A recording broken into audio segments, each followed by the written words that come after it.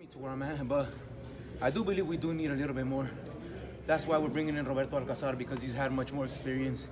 He's been in these 12-round fights, and I believe we're gonna need him. Why Alcazar of all the choices you had here in LA? Because for one, because he's very comfortable with my uncle. My uncle David was the one who actually reached out to him and spoke to him. We've came down to his gym a couple times, and the few times that we've worked with him, we've worked very comfortable with him. It seems like I can understand clearly what he's trying to explain to me. And he's close, you know, he is also... We like to use smart people, wise people. Because and we the could... way we train, it's very wise, very smart, so he thinks the same way. Yeah. What do you want to show your fans this Saturday? This Saturday, I'm gonna show them who the real deal at 130 is.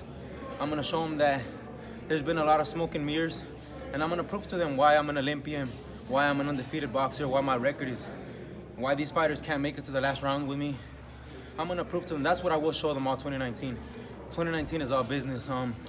It's unfortunate that I had to break my hand and I got sick, but yeah, we're not but this is not a sprint, this is a marathon, and me and my team are in the right hands. We're with Richard Schaefer, we're without Heyman, and you know, many people ask me, why did you work with, why did you sign with Richard Schaefer? Why didn't you go with Top Rank? Why didn't you go with Oscar? If you pay attention to Oscar and all these fighters, Oscar has a prospect who's doing really good, and once that prospect loses, what does Oscar do? He goes and he signs the person who beat him. I don't want to do business with that guy. I believe I'm in the right hands. If you see somebody like Richard, when Abner Mares lost to Leo Santa Cruz is a recent fight, I seen how Richard Schaefer stayed with Abner. He followed him to this locker room. Like, he doesn't leave his fighters. This is somebody who really cares about his fighters. So that's why I believe I'm in the right hands, and I'm taking the right steps to become a future star.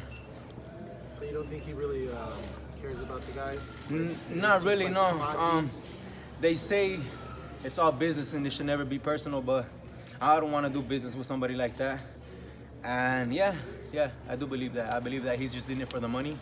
I don't believe he's really in it to watch over his fighters. That's just me. And Pops, you have more perspective. You've lived longer. What do you make of that? You know what? Like my son said, we follow Richard because he's been real. He's been with us since day one. And Carlos, when he got sick for about 6 months, Richard was there for us all the time. He got ill for about 6 months, and Richard was there all the time, calling, you know, how's Carlos doing? And he's always there. So Our we're happy loyalty is with him, Richard. You know? So you got sick. What do you mean? Like, what happened? I had just gotten sick. You know, I don't really want to go into much detail, but doctors had to pull me out of the gym. I couldn't be in the gym. I couldn't be training. But I'm good to be back. It feels really good to be back. Like I never left. You know, it feels like I never left. It feels like it was just a little speed bump in the road. But we're full throttle this year. You talk about no hype and all that kind of, like, is that directed towards anyone, or is that Nah, I just said no hype needed, because there is a lot of hype. I believe that a lot of these fighters trying to put themselves on in a way, they try to put themselves up there by hyping themselves up by saying, oh, I can beat this guy's no good. But in reality, these guys are not lying. They're lying to all the media, but on top of that, they're lying to themselves, saying that these guys are not that good. And that's why I'm saying, don't believe the hype. Actions speak louder than words, and Saturday night, you guys are going to see who the real deal is. We got one more question, guys. What's up, my boy Raul? Any more questions? Any more questions? We're good? What kind of performance do you want? The KO? You're going to get out there early? What's the fight going to look like on Saturday? Saturday night, I'm going to go in there calm. I'm going to take my time. I'm going to be patient, but regardless, I don't think my opponent's going to take the heat, like I said. And this will be my last 6 rounds. I'll be moving into 8 rounds after this, and yeah, I'm ready to go. Has it Nothing left to say. gone the way your career that you thought it would at this point? Yeah, pretty much, because as far as if you guys see my fight as well as my brother's fight, my brother has been improving, so have I.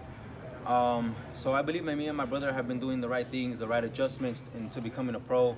It was a little bit of a hard transition for my brother because he didn't have much amateur fights, but for me, I believe I have the abilities and stuff to quickly get into the pros and to the higher rounds, because I fought 7 fights in the World Series versus the best fighters in the world. So I've seen these styles. I've seen them all before. My sparring partners, I thank them all for the work that I've had. But yeah, me and my sparring partners got it in this camp, and Saturday night you guys are gonna see all the work that I put in. What you do in the dark puts you in the light, and I'm ready to shine.